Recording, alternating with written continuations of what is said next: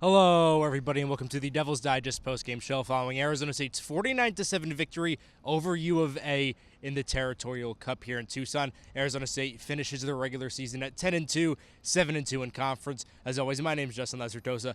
That's publisher Hode Urbino. And Hode, as of this recording, we're still not sure if Arizona State will be advancing to the Big 12 championship yet. There's still a couple factors and a couple games that have to play out before we really fully realize what that game's going to look like. But regardless, a huge win bringing that Territorial Cup back to Tempe, and 10-2 season. Who would have thought? Yeah, I think after the bitter loss that Arizona State suffered last year in Tempe, I mean, sure, the Big 12 title game was on everybody's mind. I mean, there's really no way around that. But in the meantime, just to get that Territorial Cup back home, to see the joy of the players, of the coaches, Kenny Dillingham, and ASU alumnus, you can bet that bringing back the cup means just a little bit more when your head coach actually got a diploma from Arizona State. And I think it's just really a testament to this team that was able to play with the passion but not let the emotion take over. I think the crowd over here at Arizona Stadium was really kind of subdued even when the game started. So maybe it was easy not to encounter that hostile environment. But I think Arizona State not only wanted to win this game, they really wanted to make a statement. I thought that maybe we see a repeat of the 70-7 win that we saw over here in 2020. Wasn't quite that. A little bit of letdown in the second half offensively, but nonetheless, it was an incredible performance by Arizona State. This was the biggest game of the year, and for them to play as well as they did and deliver the way they did, it was definitely impressive. Yeah, and we talked about in our preview that this Arizona State team sometimes struggles to keep their foot on the gas offensively and keep the points coming in bunches. But we saw tonight against U of A, 49 points. The offense really didn't seem to slow down, even though it did a little bit in the second half. Still a couple of big scores. What did you like at Ace's offense? Yeah, honestly, when you go up 35-0 at halftime, I think there's only so much you can expect to see from the offense in the second half. But what an absolute tour de force. Big game means that big players do show up for that occasion. And by halftime, Cam Skattebo already had 100 yards rushing. By halftime, Jordan Tyson already had 100 yards receiving. So, I mean, that just gives you an idea of what this offense was able to do. I mean, almost scored on each and every possession. I mean, the numbers for the offense at the end are just extremely, extremely impressive, as you would expect. Quarterback Sam Levitt, a 77 completion percentage, 17 out of 22, 291 yards, 3 touchdowns, no interceptions. Cam Skattebo finishes with 21 carries for 177 yards, averaging over 8 yards a carry, actually almost 8.5 yards a carry. And Jordan Tyson, 8 receptions for 143 yards. So, like I said, Cam Skattebo scored 3 touchdowns. Jordan Tyson scored 1 touchdown. The damper of this win is obviously we don't know the extent of the Jordan Tyson injury that he did suffer in the second half. It looked like a collarbone injury. He was came out of the locker room with a sling on his left arm. He was reportedly in good spirits. But if Arizona State has a game this coming Saturday, with Arizona State next game is going to be sometime in the month of December, I would say this availability is very, very up in the air right now. But nonetheless, I mean, just a great game for this offense. Obviously, the feel good story of this game is Trent Bourget, the backup quarterback who grew up just 20 miles from here in Marana. A lot of people were hoping that he was going to play and there was going to be a blowout. It was only going to be the only scenario that Trent Bourget was probably going to see the field.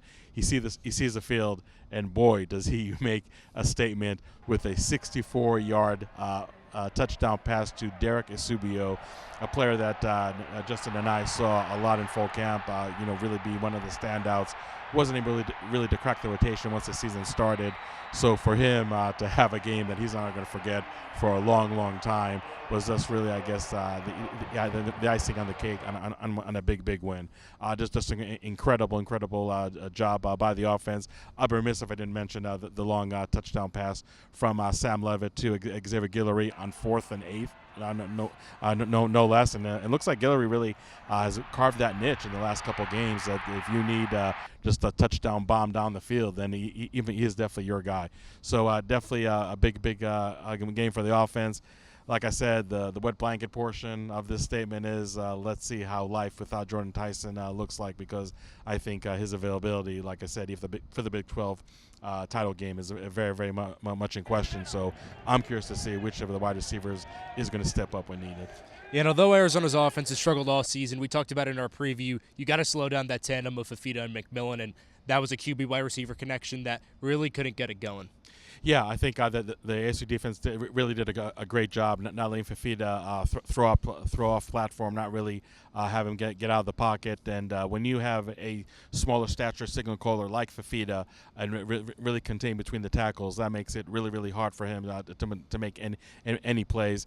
Yes, McMillan scored the only points for Arizona today, but I think that if there's only 7 points on the board, that's something that the Arizona State defense can live quite well with.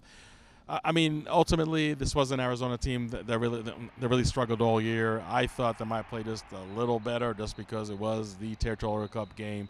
But I think when you come to this point of the season, you really are what you are as far as an offense, as far as the defense for that matter. And Arizona, again, is a team that really struggled quite a bit on this side of the ball. So today was no different. But I was happy to see the defense really not letting up and really making sure that this win would be as convincing as possible. No, it wasn't a 7-7 win, but I don't think it's really the defense's fault that much. So I'm really impressed by the defense. I also like the fact that a lot of freshmen saw extended playing time. Martell Hughes, who burned his red shirt weeks ago, had some big plays. Rodney Bimage, the true freshman defensive back, came in, had 3 tackles, all solo. So it was also fun to see the young players get some serious playing time compared to earlier in the year, and really able to deliver. This definitely was one of the better defensive performances we saw. Yes, it was an Arizona offense that struggled all year, but when you have a quarterback and a wide receiver like Fafita and McMillan, you never know what will happen in that case. And I think the defense does absolutely shut them down early in offense. So kudos to that Sun Devil unit. And as we just mentioned, we're not fully sure yet if Arizona State is going to be advancing to the Big 12 championship, but one thing's for sure, and Kenny Dillingham said this before the game, we can only control what we can control, and they got the win, 10-2 on the season. Highly successful and overachieving year for Arizona State. What did you see out of ASU throughout the season holistically? Yeah, Kenny Dillingham said that this is a season he's not going to forget for a long time, and maybe kind of half-admittedly said, I don't know if I can really repeat, such a turnaround, having 3 wins one season and 7-win improvement the next season. And obviously Kenny Dillingham hopes that he'll never have a 3-win season at all in his tenure at Arizona State, no matter how many years or decades it really is going to span. But I think there's really 2 things that this coaching staff has done great. First of all is talent evaluation. You can bring transfer portal additions by the busload, and really you look at the numbers. That's what Arizona did more or less. But I just really feel there were so many more bullseyes and whiffs on the transfer portal players that they brought, not only this year but last year, and that really helps when you have just a massive roster turnover as a new coaching staff. And the second one, and I know we talked about it a lot, is just the team culture that Kenny Dillingham was able to ingrain with this team. It's not only that you have great players from an X's and O's perspective, but you have just players that do have the personality that is conducive for success. And I think in this very cynical college football world, when NIL is all the talk, when transfer portal is all the talk, sometimes having players that can be just as good from the neck up as they are from the neck down is, I'm not going to say mission impossible, but sometimes it's really much harder to gain those type of players. And again, I think this Arizona State has done an excellent job getting the right players, not only physically but also culturally. So I think that whatever he's seeing right now is just the fruits of the labor of Kenny Dillingham and the coaching staff and all the hard work that they put in. I don't think anybody expected the turnaround to be this swift. I don't think anybody expected the turnaround to be this dramatic. But obviously, you're definitely going to take it and not look back. As Drake once said, started from the bottom, now we're here. You have a team, again, blows my mind to even say it again, that was predicted to finish dead last, 16th in the media preseason poll, and is all but assured now a spot in the Big 12 title game. This is the type of turnaround, Justin, I don't think we're going to see in a long time, not from ASU, not from any team out there. So I think a lot of kudos do go to the coaches and do go to the players.